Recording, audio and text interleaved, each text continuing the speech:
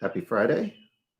This is the early morning live draw. It's early morning here on the East Coast. And we're just diving into the day and getting some comics done and making some mini comics and listening to the birds sing out there. And I guess enjoying the hot July humidity at the end of week 4 of Comics Camp. So if you're up early this morning drawing, that's great. If you're joining us later, we're going to be working here at the Comics Camp headquarters desk all day long. And I thought we'd sort of set the tone and get a couple projects in gear this morning. I'll show you a new mini comics format that we can use. I'm going to keep this page and keep doodling as I wait for the start of these live draws. So wonderful to see you today. It's day 5 of week 4 of Comics Camp 2020. We've been making a lot of comics using the one sheet mini format, right? Which is called that because you fold up one sheet and then you draw on a single side of it. So there isn't any drawing here. Now the downside to drawing on a single side is we get these small pages. The upside is when the ink bleeds through that paper, it doesn't spoil anything on that side. And we don't need any staples to make these books.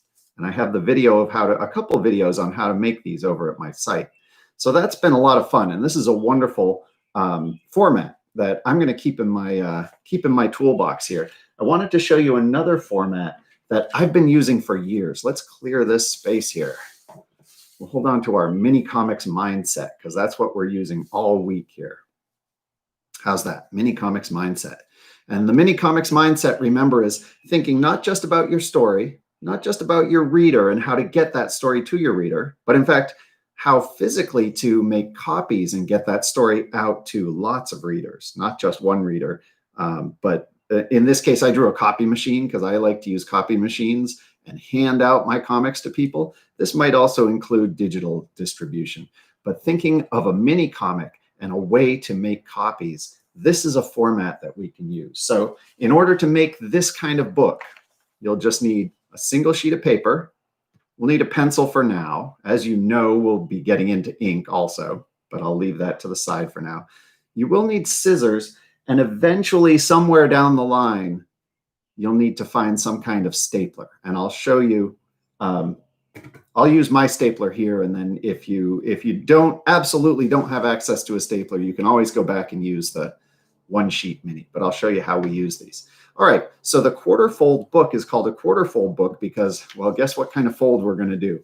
Our old friend, the half fold one way, and I'm doing this wide. You see, I'm holding my page wide. We'll make a couple of these, and I'll show you how we do this a couple different ways. So we'll fold the top down, holding the page wide. Then we'll fold the left side over. This is very familiar from making your one sheets, right? But we'll stop there because that is the quarter fold.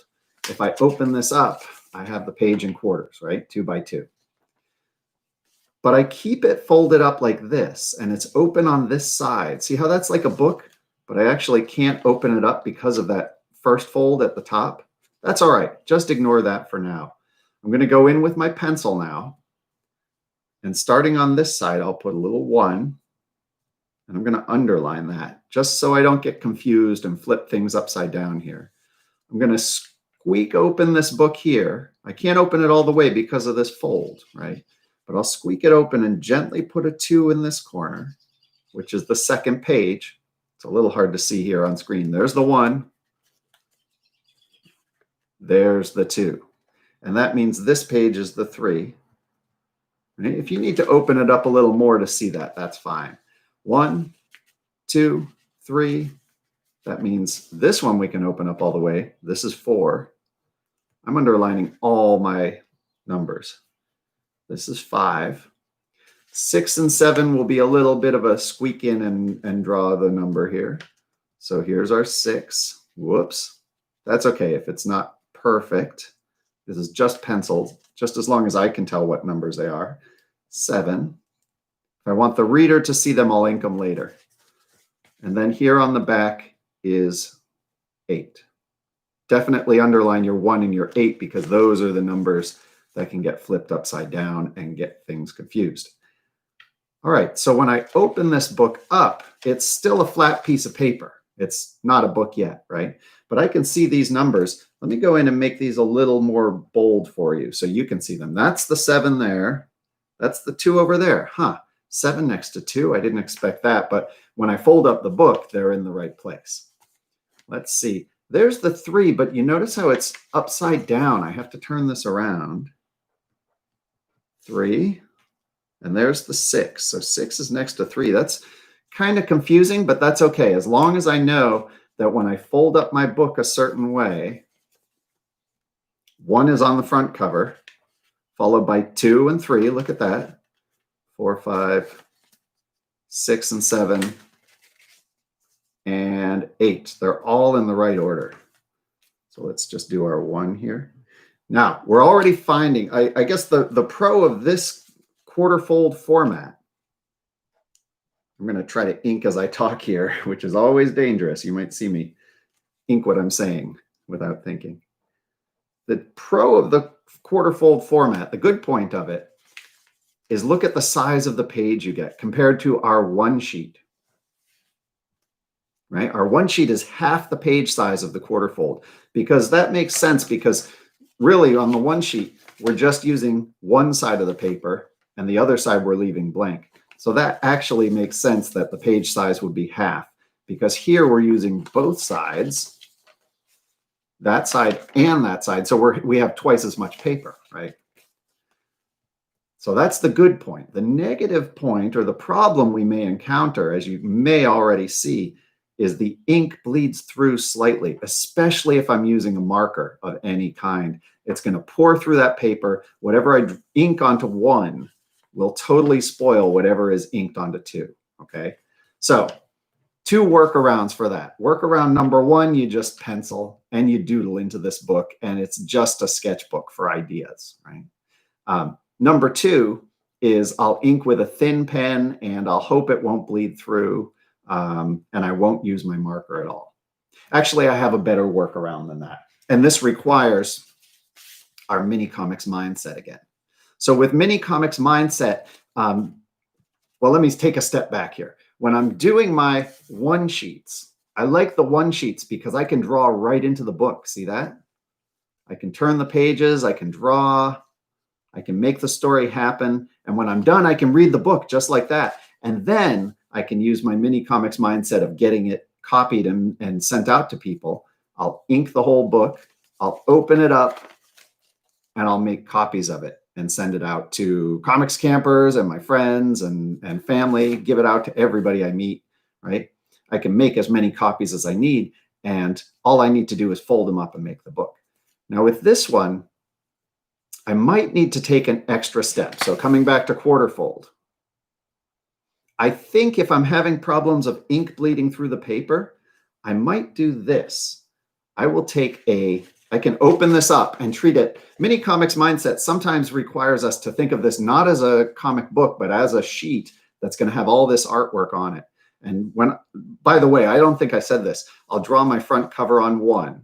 I'll draw my next page, of course, on 2. That means I need to find the 2 on here. There it is. And I'll draw my next page on that. Then I need to find the 3. There it is. And I better turn it around so it's right side up. See why I underline these? To remind myself to turn it around and draw on that. So it'll look something like this. Let's do a demo.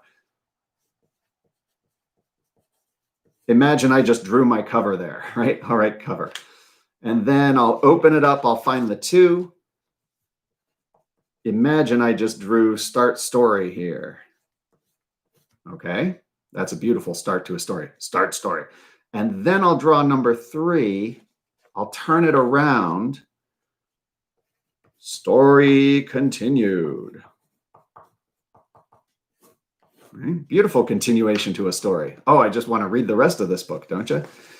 Anyways, it'll look like that in the book when I open it up. And don't worry about that top fold yet.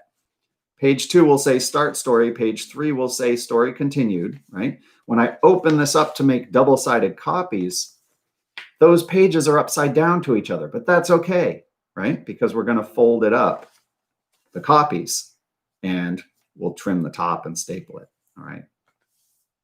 So Mini Comics Mindset requires us to wait and not staple this and not cut the top because we're thinking of making copies.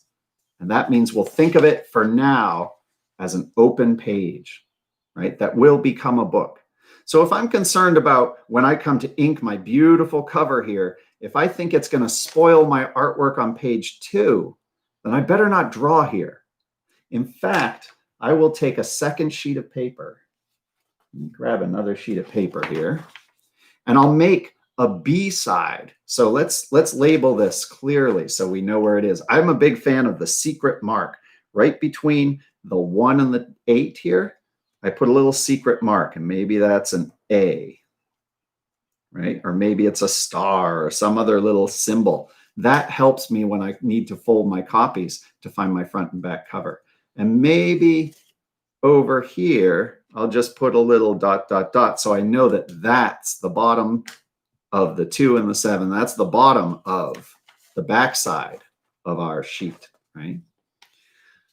So then I can come in and I'll take a blank sheet of paper and I'll make an exact copy of all these numbers and I'll draw my pages onto this other sheet. And if I'm using Mini Comics Mindset, I'm okay with that. This doesn't have to be the final book. I will double side copy these 2 sheets together and make the books. And I'll show you that this afternoon. I actually have some copies coming out that I can show you, and we'll make some copies this evening at our live draw. So for now, let me just replicate this backside here, this backside of the page. I'll open this up and I will copy these down. So number 2 is over here. Number 7 is over here. You can be doing these numbers in pencil. I'm doing them in ink so you can see them easily. 3 and what is that? 6 up there. Let's turn that around so we don't have to do our numbers upside down, right? 3 is on this corner. 6 is on this corner. All right. And I'll do my little semi-secret mark there, just so I know that that is the second side to that. Oh, wait, I got that flipped around. Oh dear, look at that. I don't want my little dots there. I want them down here. You got to pay close attention here, right? I want them on the back of that secret mark. So let's just check and make sure these 2 pages can go together to make a single book and double-sided copies. Mini Comics Mindset, right? I'm thinking of drawing my story, and I'll get to that in a moment. I'm thinking of my reader and getting my book to my reader. So I need to be thinking also of how I'm going to copy these to send to you in a Comics Camp Action Pack, right? So page 1 here, it'll go to page 2. Remember, this is my second sheet. I'm not going to draw it all on these because that'll bleed through and spoil my front side. So let's see. It'll go page 1 to page 2. Then page 3 will come next. There's my page 3. Then page 4, right? I'm treating these as one double-sided sheet, but I have 2 really. Then page 5, 6 and 7. It's a little hard to see, 6 and 7. And then 8. So I'm ready to go. I'm not going to draw on the back side of my front of my first sheet. I will draw on this side of my second sheet, and then I'll double side copy them and get those copies out. We'll look this evening, we'll look at how to make those copies once you've made the copies. But for today, I'm going to be working on this and some other video stuff to post to the Comics Camp Clubhouse.